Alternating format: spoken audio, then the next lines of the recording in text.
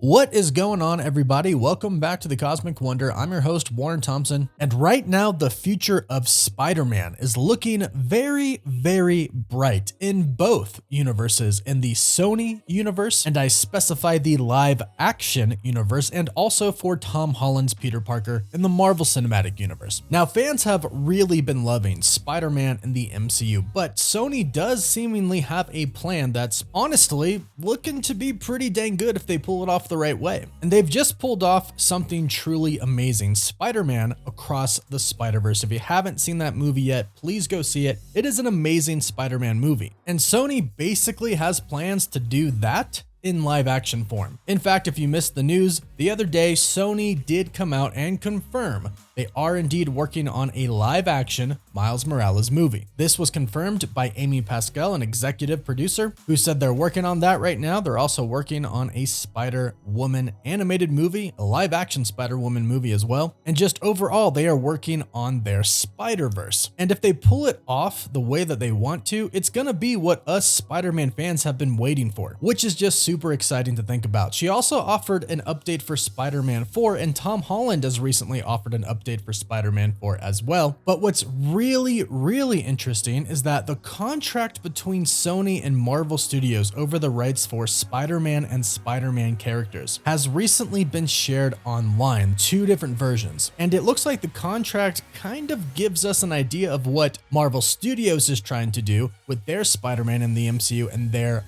villain for Spider-Man. So a lot to break down in this video, and if you're new, be sure to subscribe and leave a comment because that enters you in our giveaway for a chance to win an Xbox Series X, a PS5, some Marvel Legends items, or some DC items. The winner gets to pick one item and we pick a winner at the end of each month. Also, check out our Patreon, website, and Discord. We'll link those in the pinned comment down below. Now, speaking of Sony's Spider-Verse plan, their own Spider-Man universe that they have going on right now with movies such as Venom, Morbius, Madam Web, all of these movies are going to start connecting. Maybe not so much Venom and Morbius, since Venom 3 is going to be the last Venom film and Morbius was Morbius, but Madam Web is the movie that is supposed to start off the live-action Spider-Man multiverse for Sony. And from there, their plans are pretty great. But let's start off by talking about what might be a key part to their plan, and that is the live action Spider-Man they're going to have in their universe. This could be Miles Morales. In our video breakdown where we talked about the announcement that they are developing a live action Miles Morales, we asked the question of which universe is this live action Miles Morales going to be in? Is he going to be a part of the Sony Spider-Verse, or is he going to be in the MCU? We know that Tom Holland is pretty much done after the next 3 Spider-Man films, and of course his team-up films as well. Could Miles Morales go to the MCU and take his spot, or is Miles Morales going to be the main Spider-Man in the Spider-Verse for Sony? And it looks like that one is going to be their plan, have Miles Morales be the main Spider-Man in the Spider-Verse, most likely due to the fact that they do want to have some distinction between their universe and the Marvel Cinematic Universe. Now, I do think that there is going to be a Peter Parker Spider-Man that shows up in the Spider-Verse at some point in time, but he just may not be the main focus. In fact, I don't think any one particular Spider-Man is going to be a main focus. I think they are going to introduce different variants of Spider-Man and then have them all come together in a very big movie. In fact, I was waiting to make this video until I actually saw Spider-Man Across the Spider-Verse in theaters, just so I knew everything that was going on. And what's interesting is that the movie did show us that the original Spider-Man films with Tobey Maguire and Andrew Garfield's Amazing Spider-Man films are canon to their animated multiverse. So Sony's Spider-Verse is huge, and even writer of Across the Spider-Verse, Phil Lord, said that they actually saved a lot more Spider-Mans for the next film, Beyond the Spider-Verse, which we're thinking could tie into Sony's live-action universe since it is beyond their current Spider-Verse. And it makes us wonder what they have planned for their live-action Spider-Verse, and we kind of essentially know what they're doing. They're going to mimic Across the Spider-Verse. They're going to set up many different characters, both heroes and villains, with films like Madam Web and Kraven the Hunter, and then they're going to have a huge Avengers Endgame / Avengers Secret Wars level event, where they basically have their multiverse, their Spider-Verse, collide in a huge event which has been rumored to be a Spider-Geddon event. And this event in the comics was essentially a Secret Wars of Spider-Man. A bunch of different variants of Spider-Man get pulled into one universe and they all have to fight together to save the universe and the multiverse itself. And if this is Sony's plan,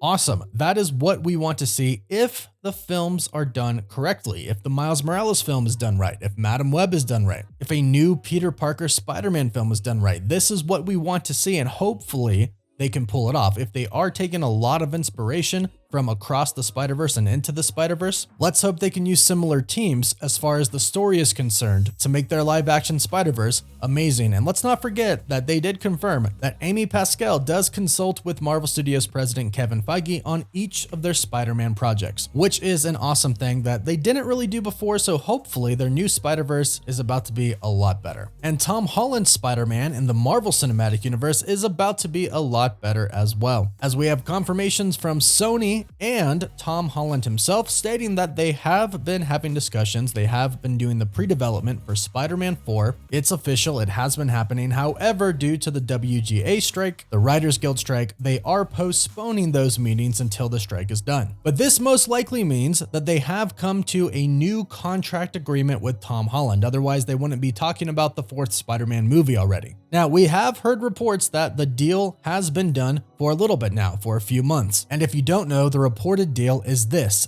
3 new Spider-Man movies, so Spider-Man 4, 5, and then 6. 2 big team-up movies, which is going to be Avengers the Kang Dynasty and, of course, Avengers Secret Wars, and then 1 more team-up project. We are unsure at this point if it's a movie or a show. Now, what's really interesting is, like I mentioned, we have recently seen the contracts for Sony and Marvel's deal for the Spider-Man characters. Now, there were 2 that were shown, and the latest one was the 2011 one. Now, this was before Marvel Studios had the rights to use Peter Parker's Spider-Man in the MCU. But what's really interesting is it talks about some special Spider-Man characters. And this could give us a hint as to what Marvel Studios is planning to do with the route of Spider-Man, because it involves Kingpin. This is what the older contract says about Kingpin's characters and some other characters, and sharing the rights to have them on screen, whether in a movie or TV show. And just so you know, SPE means Sony Pictures Entertainment. One section of the contract reads,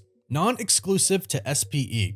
SPE and Marvel share the following, and in quotes it says, Kingpin and related characters. It then goes on to say that Marvel's use of Kingpin is restricted to use in connection with Daredevil and other characters with which he appeared prior to 9/15/2011. So Marvel Studios has been sharing the rights to Kingpin. So Kingpin has been shared by Marvel and Sony for some time now, but there is a stipulation that kind of states that if Marvel Studios does use Kingpin, he kind of has to be related somewhat to a Spider-Man project or a Daredevil project. Now, keep in mind, we don't know the new contract for this, but we do know that Marvel Studios has been using Kingpin in the MCU. Now, it does seem like the rules have changed just a little bit because Kingpin was used in the Hawkeye series. Now, this was really kind of just a setup for him being the big bad of the street level Avengers. He's going to appear in Echo, then Daredevil, and it would seem the big plan is to eventually have him go up against Spider-Man. Since they are sharing the rights for Spider-Man still, it would make sense that they would have him go up against the other character or one of the other characters that they have also been splitting the rights with, Kingpin. And since he appeared in Hawkeye, is appearing in Echo, and appearing in Daredevil, I'm going to say that eventually we're going to see him go up against Spider-Man. And this could be the big plan for Marvel. Now, they could have him go up against Kingpin in Spider-Man 4, and him stick around and eventually take on an actual Sinister Six with Kingpin being the leader. At least, that's what we hope for. Either way, Kingpin and Spider-Man are destined to meet sometime relatively soon in the Marvel Cinematic Universe. Now, what was also kind of interesting about this contract is that it says there are requirements when it comes to producing the movies and shows, specifically stating that each picture, so movie,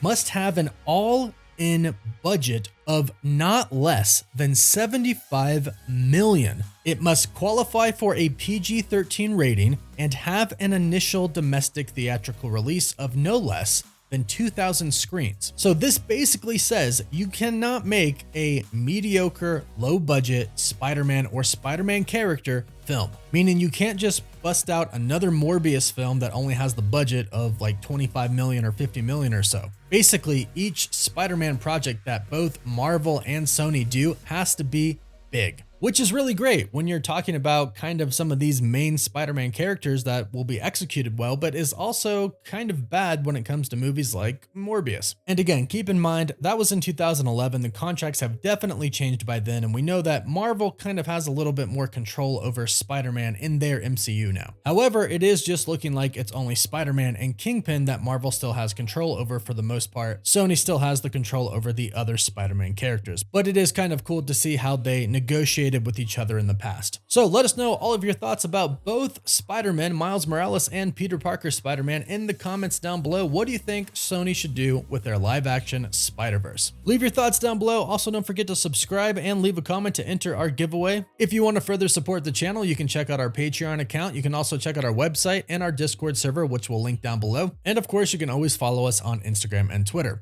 As always, thank you all so much for watching. Woof woof.